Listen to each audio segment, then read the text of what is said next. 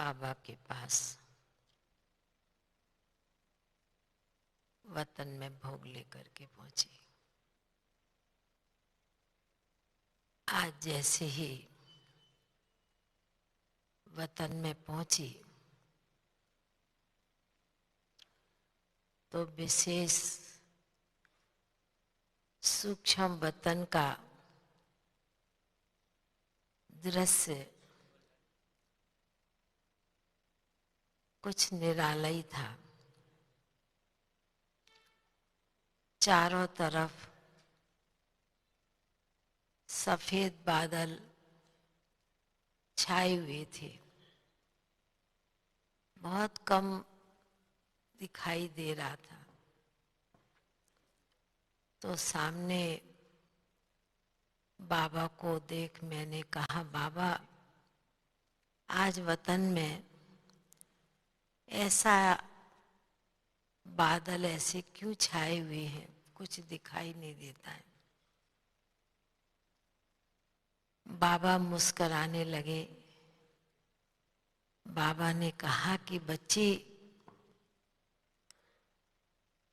ये जो बच्चे आए हैं ना, ये विशेष ठंडे स्थान के आए हैं और ठंडी के बादल, जब बादल बहुत होते हैं तो ठंडक भी होती है, और एक बादल होते हैं जो बहुत बरसते हैं समय सीजन के अनुसार। तो बाबा ने कहा कि विशेष पंजाब के भाई बहने आए हैं, तो बाबा देख रहा है कि जिस प्रकार समय मौसम सीजन होता है, उससे भी हम ब्राह्मण बच्चों को प्रकृति के खेल को, प्रकृति के सीजन को, बाबा ने कहा कि जिस प्रकार सफेद सफेद वाइट बादल हैं, कुछ दिखाई नहीं पड़ता, तो बाबा ने कहा कि इसलिए बाबा बच्चों को सभी को इमर्ज करते सूक्ष्म वतन का दृश्य बाबा ने इमर्ज किया है। बाबा ने कहा कि बच्ची, सूक्ष्म वतन का तो दृश्य है ही बादलों जैसा, क्योंकि सूक्ष्म वतन में ब्रह्मा बाप अव्यक्त वतनवासी, सूक्ष्म वतनवासी बनकर बैठे हैं। तो बाबा ने कहा यह भी प्रकृति का जो खेल है, प्रकृति का सीजन है, यह हम सभी ब्राह्मण बच्चों को भी विशेष अपने घर की, अपने सूक्ष्म वतन की विशेष याद स्मृति दिलाता है।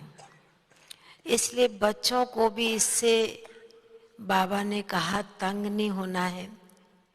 प्रकृति का भी खेल देख करके बहुत मन ही मन में बाबा ने कहा हर्षित होना है।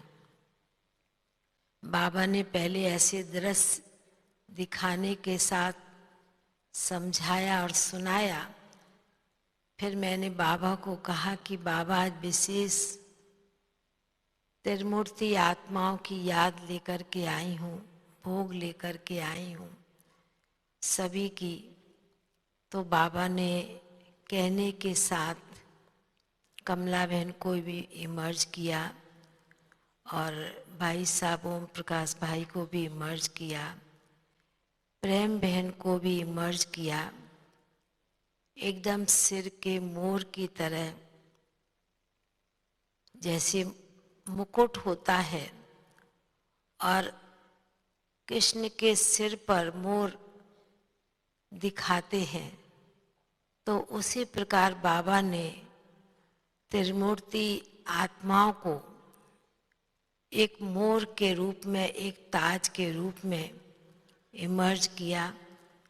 बाबा ने कहा कि मेरे विशेष त्रिमूर्ति बच्चे, बाबा के सभी बच्चे एक से एक बढ़ के बहुत प्यारे हैं और एक से एक बढ़ के बच्चों ने इस संगम युग पर अपना बहुत श्रेष्ठ भाग्य बनाया है।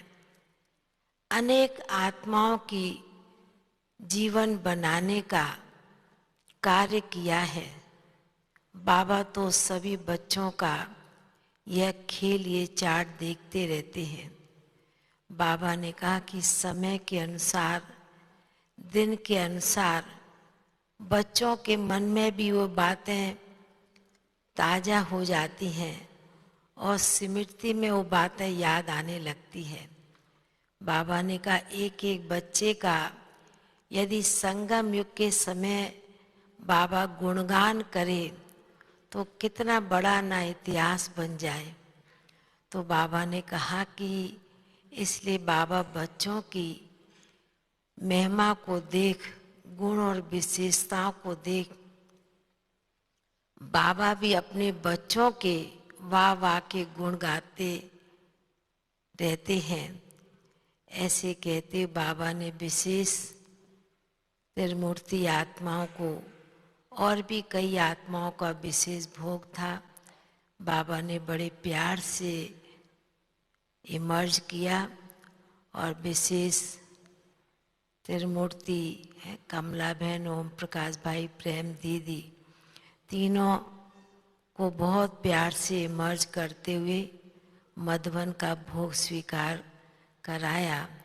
बाबा ने कहा बाबा के घर का और बाप के हाथ का भोग खाकर आत्मा भी तृप्त हो जाती है, भरपूर हो जाती है।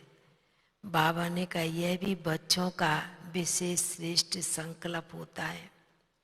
फिर बाबा ने बड़े प्यार से भोग स्वीकार कराते हुए और फिर तो बाबा ने विशेष आए हुए पंजाब के भाई बहनों को विशेष बहुत बहुत स्नेह भरी याद प्यार दी। बाबा ने कहा एडवांस बच्चे नए साल के लिए बाबा के घर में पहुंचे हैं, तो बाबा ने कहा कि जो बच्चे पहली बार बाबा के घर में आए हैं तो वो तो बाबा के साथ नए साल का मंगल मिलन मनाएंगे। पुराने बच्चों ने तो कई बार मिलाया है। बाबा ने कहा बाबा के घर में मंगल मिलन मनाना अर्थात बाबा ने कहा यही आप बच्चों का मर्जीवा जीवन है। ऐसे कहते हुए बाबा ने सभी ब्राह्मण बच्चों को, भाई बहनों को बहुत बहुत स्नेह भरी याद प्यार दी। याद प्यार लेते हुए नीचे पहुंचे। ओम शांति।